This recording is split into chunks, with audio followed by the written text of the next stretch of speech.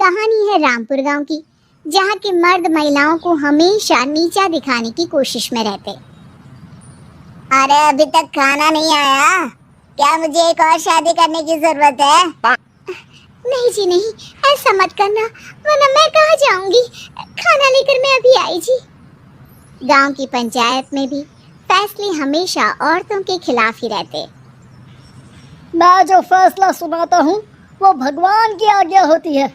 इस लड़के ने अपने मन से शादी करके अच्छा नहीं किया। लड़के को घर भेज दो और इसकी शादी इसकी जाति की किसी लड़के से करवा दो, लेकिन ये लड़के, इसे तो गांव के बाहर निकाल दो। नहीं नहीं जमींदार साहब, ये क्या बोल रहे हैं? ऐसा नहीं हो सकता। मेरी बेटी मासूम है, इसे अच्छे बुरे की समझ नहीं है। अरे कहाँ जाएगी ये बेचारी?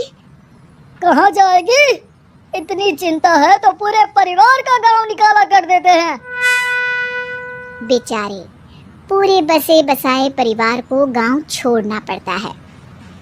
चाहे जो हो, अगर बेटियों को कंट्रोल नहीं कर सकते तो गांव में रहने का कोई मतलब नहीं है। यहाँ औरतों को दब कर रहना होगा। कोई भी अपने हिसाब से कुछ नहीं कर सकता, सब ईश्वर की मर्जी से ही होगा। तभी गांव का एक आदमी दौड़ा दौड़ा आता है। सरपंच साहब, जमींदार साहब, वो कालिया है ना, उसकी बेटी पढ़ने के लिए शहर जा रही है। अच्छा, ये कब हो गया? और कालिया की हिम्मत कैसे हो गई ऐसा करने की? लेकर आओ उसे और उसकी बेटी को। बस फिर क्या था, हाजिर हो जाते हैं कालिया और उसकी बेटी सरपंच के सामने।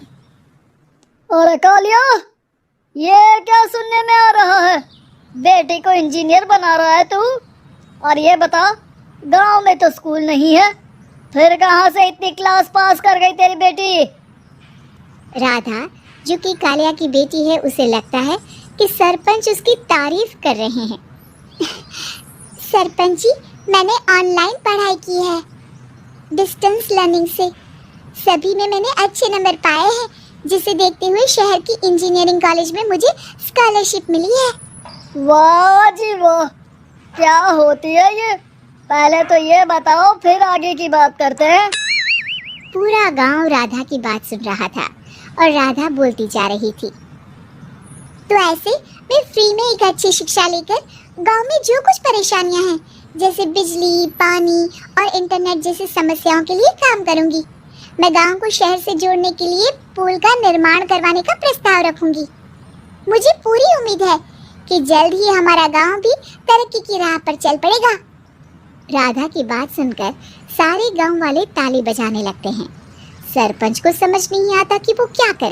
चुप रह नादान लड़की, गांव के खिलाफ जाने के लिए तुझे गांव से बेदखल कर दिया जाएगा, वो भी पूरे परिवार के साथ।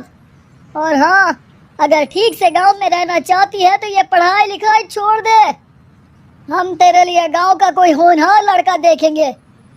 तभी गांव का एक आदमी बोल पड़ता है।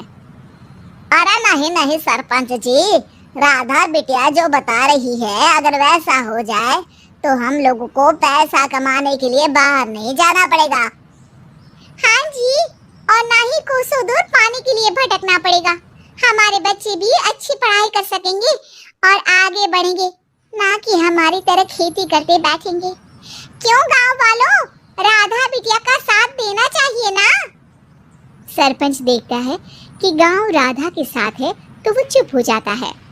वो घर आकर अपने सलाहकार से बात करता है, जो बहुत ही चालाक किस्म का इंसान होता है।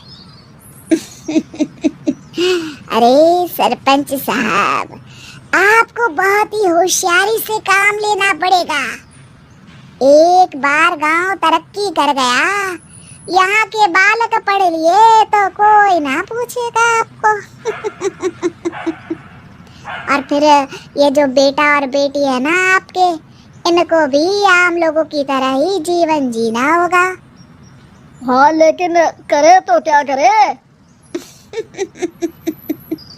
वो ना आप मुझ पर छोड़ दीजिए, बस मैं जैसा बोलूं करते जाइए।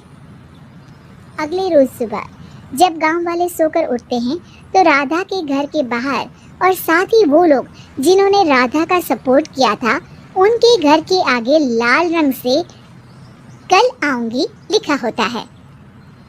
कल आऊंगी, ये क्या होता है? अरे ये तो खून से लिखा है, लगता है कोई भूत प्रेत या चुड़ैल का साया है। चलो सरपंच जी के पास चलते हैं। सभी सरपंच के पास जाकर उसे सारी बात बताते हैं। और ये तो बड़ी मुश्किल की बात है। चलो, मैं एक बाबा को जानता हूँ, उन्हें बुला लेता हूँ। सरपंच बाबा को लेकर गांव के घर के बाहर जाता है। ओहो, तो ये वो चुड़ैल है जो उन लोगों को निशाना बनाते हैं जो गांव को बदलने का सपना देखते हैं। वो गांव को ऐसे ही संपन्न देखना चाहती है। वो नहीं चाहती कि कोई बाहरी यहाँ का कायाकल्प करे। क्या तुम लोगों में से किसी ने गांव को बदलने की सोच रखी है? तभी राधा की माँ रोते रोते आती है। मेरी राधा घर से गायब हो गई है। अरे कोई तो बचाओ, मेरी बच्ची कहाँ गई?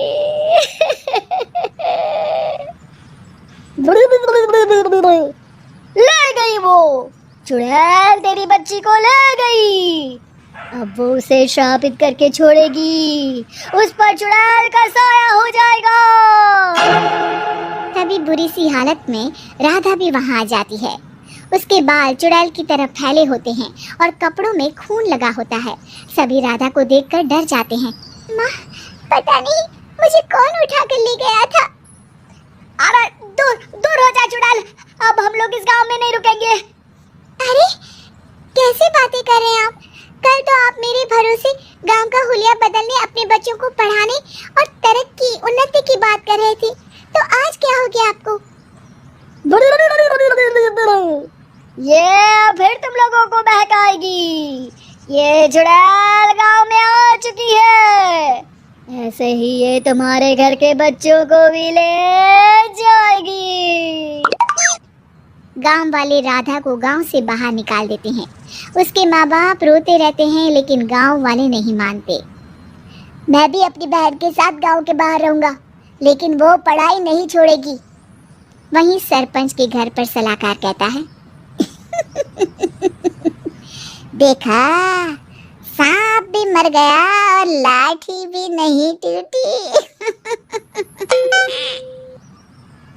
लेकिन अगले ही दिन सरपंच के घर के बाहर भी वही शब्द लिखे होते हैं और फिर सरपंच की बीवी कहती है, हमारी बेटी को किसी ने अगवा कर लिया है।